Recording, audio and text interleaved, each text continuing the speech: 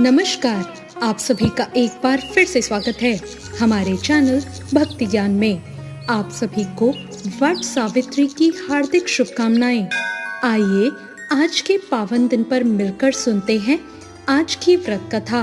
एक बार की बात है, भद्र देश के एक राजा थे जिनका नाम अश्वपति था।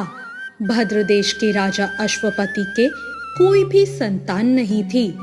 उन्होंने संतान प्राप्ति के लिए मंत्रोच्चारण के साथ प्रतिदिन 1,00,000 आहुतियां दी। 18 वर्षों तक उन्होंने यही क्रम जारी रखा। इसके बाद सावित्री देवी ने प्रकट होकर उन्हें वर दिया कि हे राजन, तुझे एक तेजस्वी कन्या पैदा होगी। सावित्री देवी की कृपा से जन्म लेने के कारण कन्या का नाम सावित्री रखा गया। कन्या बड़ी होकर बेहद रूपवान हुई। उसके लिए योग्य वर न मिलने की वजह से उसके पिता दुखी थे। उन्होंने अपनी कन्या को ही स्वयं वर तलाशने को भेजा। सावित्री तपोवन में भटकने लगी। वहां साल्व देश के राजा घुमसेन रहते थे, क्योंकि उनका राज्य किसी ने छीन लिया था। उनके पुत्र सत्यवान को देखकर सावित्री ने पति के रूप में उनका वरण कर लिया। ऋषिराज नारद को जब ये बात पता चली तो वो राजा अश्वपति के पास पहुंचे और उन्होंने कहा, हे राजन, ये आप क्या कर रहे हैं? सत्यवान बहुत गुणवान है, धर्मात्मा है और बलवान भी है, लेकिन उनकी आयु बहुत छोटी है। वो अल्प आयु हैं। आज के 1 वर्ष के बाद ही उनकी मृत्यु हो जाएगी।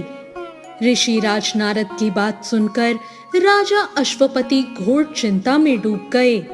सावित्री ने अपने पिता से चिंता का कारण पूछा तो राजा ने कहा, पुत्री, तुमने जिस राजकुमार को अपने पति के रूप में चुना है वो अल्प आयु है।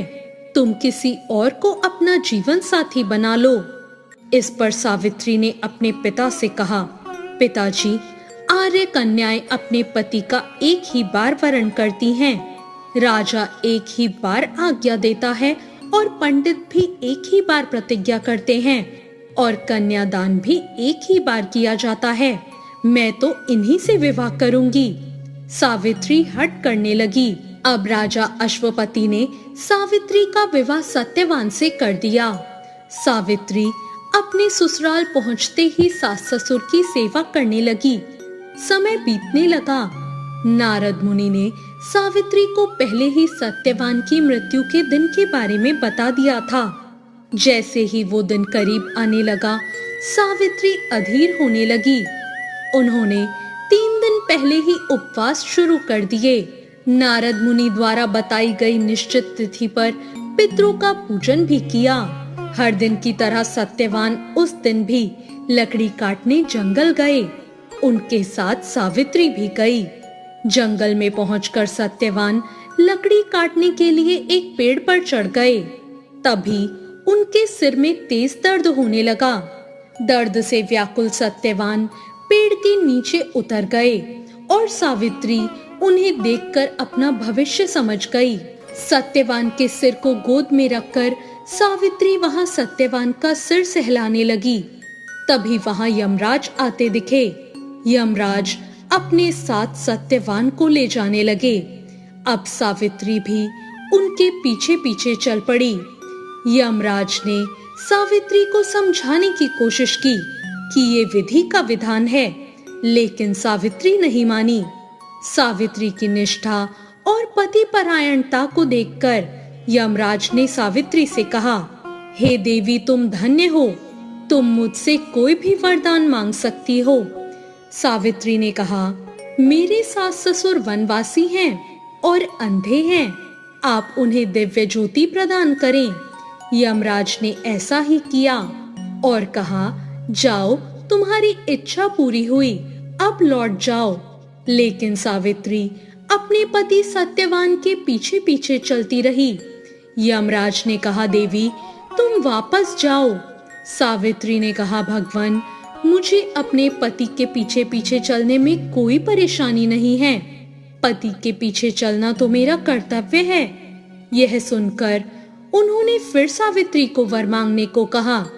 सावित्री बोली, हमारे ससुर का राज्य छिन गया है, आप पुनः वापस दिला दें। यमराज ने कहा, तथास्तु, और कहा, अब तुम लौट जाओ। लेकिन सावित्री पीछे पीछे चलती रही। यमराज ने सावित्री को कहा, अब एक और वरदान मांगो। इस पर सावित्री ने 100 संतानों का और सौभाग्य का वरदान मांग लिया। यमराज ने कहा, तथास्तु, जाओ, ये वरदान भी मैंने तुम्हें दिया, अब लौट जाओ। सावित्री ने यमराज से कहा, प्रभु, मैं एक पतिव्रता पत्नी हूँ, आपने मुझे पुत्रवती होने का आशीर्वाद दिया है, लेकिन अपने पति के बिना ये कैसे संभव होगा? ये सुनकर यमराज को सत्यवान के प्राण छोड़ने पड़े। अब यमराज अंतर्ध्यान हो गए और सावित्री उसी वटवृक्ष के पास आ गई, जहां उसके पति का मृत शरीर पड़ा था। सत्यवान जीवंत हो गए और दोनों खुशी खुशी अपने राज्य की ओर चल पड़े। जब दोनों घर पहुंचे तो देखा कि माता पिता की आंखें ठीक हो गई और सत्यवान सावित्री चिरकाल तक अपने राज्य का सुख भोगते रहे। इसी तरह पतिव्रता सावित्री की तरह ही सबसे पहले सास ससुर की पूजा करें, उनका आशीर्वाद लें और फिर वट सावित्री का व्रत करके इस कथा को सुने। इससे वैवाहिक जीवन अच्छा होता है, जीवन साथी की आयु लंबी होती है और कोई आया हुआ संकट हो तो वो भी टल जाता है। वट सावित्री पूजा के लिए सुबह जल्दी उठकर स्नान करें और स्वच्छ वस्त्र पहने, पूजा के स्थान को शुद्ध कर लें और व्रत करने का संकल्प लें। वट वृक्ष के पास जाकर जल अर्पित करें, रोली, अक्षत, फूल चढ़ाएं और दीपक अर्पित करें। इसके बाद कच्चे सूत या मौली को लेकर वट वृक्ष की परिक्रमा करें। परिक्रमा करते समय पति की लंबी आयु और सुखी वैवाहिक जीवन की प्रार्थना करें। अधिकतर महिलाएं 7, 11 या 21 परिक्रमा करती हैं। माना जाता है कि वट वृक्ष में त्रिदेवों का वास है।